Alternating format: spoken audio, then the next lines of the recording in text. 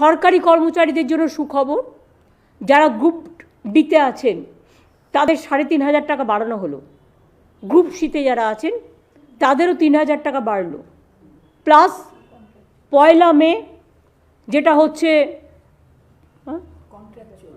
কন্ট্রাকচুয়ালে group ডিতে যারা ছিলেন, এছাড়াও যারা আফটার রিটায়ারমেন্ট কন্ট্রাকচুয়াল বা ধরুন আমাদের নানা রকম আছে কন্ট্রাকচুয়াল ক্যাজুয়াল নানা রকম কর্মীরা আছেন, তাদের জন্য আগে তারা রিটায়ারমেন্টের পরে কেউ ২ লক্ষ কেউ ৩ লক্ষ টাকা একসাথে পেতেন, সেটাকে বাড়িয়ে আমরা ৫ লক্ষ টাকা করেছি। আমাদের civic police, green police, village police তাদেরও ১,০০০ টাকা করে মাইনে বাড়ানো হয়েছে। মিড ডে মিলে যারা রান্না করেন তারা ১০ মাস টাকা পান, ২ মাস পান না স্কুল যখন বন্ধ থাকে। আগেও তাদের আমরা ৫০০ টাকা বাড়িয়েছিলাম, এরা খুব গরিব, একেবারে নিম্ন শ্রেণীর লোক। আগেও ৫০০ টাকা বাড়িয়েছিলাম, আবার ৫০০ টাকা তাদের জন্য বাড়ালাম, কারণ তারা রান্নাবান্না করে, এটা দিয়ে তাদের অনেক সাশ্রয় হয়। মনে রাখবেন, গঙ্গাসাগর একটা সেতুর জন্য কতদিন ধরে আমরা বলেছি গঙ্গাসাগর তীর্থকে জাতীয় মেলা ঘোষণা করা হোক এবং গঙ্গাসাগরে জল পেরিয়ে তীর্থযাত্রীদের যেতে হয়, তাদের জন্য একটা ব্রিজ করে দেওয়া হোক মুড়িগঙ্গার উপরে। আজ পর্যন্ত কেউ সে কথায় কান দেয়নি। আমরা এই বাজেটে ঘোষণা করেছি যে গঙ্গাসাগরের ব্রিজ আমরা করব এবং এর জন্য ১,০০০ কোটি টাকার ওপর যে খরচ হবে, এবছরের জন্য ২০০ কোটি টাকা ধার্য করা হয়েছে। মুড়িগঙ্গা ব্রিজ, ওটার নাম দেওয়া হয়েছে গঙ্গাসাগর সেতু।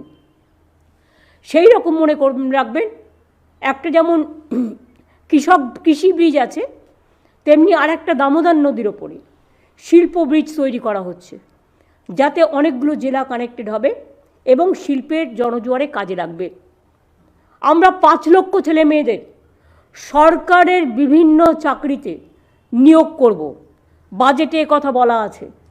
পুলিশ হতে পারে, টিচার হতে পারে, নানা ডিপার্টমেন্ট হতে পারে, গভর্নমেন্টের কর্পোরেশন হতে পারে, গভর্নমেন্টের মিউনিসিপ্যালিটি হতে পারে, গভর্নমেন্টের ৫ লক্ষ কর্মসংস্থান সরকারিভাবে আমাদের বেকার যুবক যুবতীদের জন্য এই বাজেটে রাখা হয়েছে।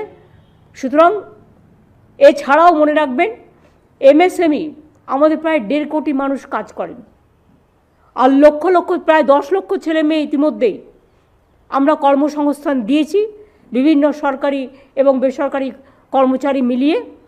এছাড়াও আমরা ৬টা ইকোনমিক করিডোর করতে যাচ্ছি, যেটা ডানকুনি হলদিয়া, যেটা ডানকুনি রঘুনাথপুর, বাঁকুড়া, বর্ধমান এগুলো হয়ে যাবে, যেটা ডানকুনি কল্যাণী, যেটা ডানকুনি একেবারে মুর্শিদাবাদ হয়েও একটা আছে, পানাগড় হয়ে মুর্শিদাবাদ হয়েও আছে, মালদা, কুচবিহার, এইভাবে আমরা ৬টা করিডোর করতে যাচ্ছি যাতে সব জেলাগুলো কভার হয়। তাজপুরও আছে, ডানকুনি হলদিয়া। সুতরাং এই ধরনের ৬টা করিডোর হলে লক্ষ লক্ষ কর্মসংস্থান হবে। এবং আমি বলেছিলাম না, চমকে যাবেন, চিন্তা শক্তি থাকতে হয়, ভাবতে হয়।